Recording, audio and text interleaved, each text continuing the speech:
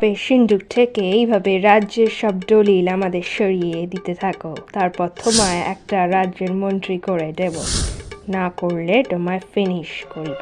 বাবা, আমাদের সিন্ধুক থেকে দলিল চুরি হয়ে গেছে। নবাবের বিশেষ হুকুম, গোপালকে এক্ষুনি তার রাজ্যে যাওয়ার নির্দেশ দেওয়া হচ্ছে। গোপাল তা না করলে তাকে অনেক বড় শাস্তি দেওয়া হবে। আমি নবাব, আগে সেটা বুঝতে পেরেছিলে?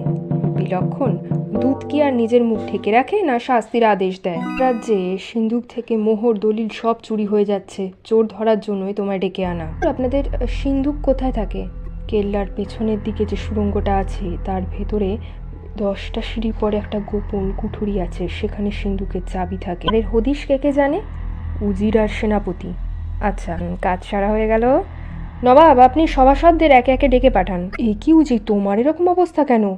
আমি বলছি, কাল আমি আপনার সিন্ধুকেই ছাড় পোকাগুলো রেখে এসছি, এটা তারই ফল। তাহলে নিশ্চয়ই বুঝতে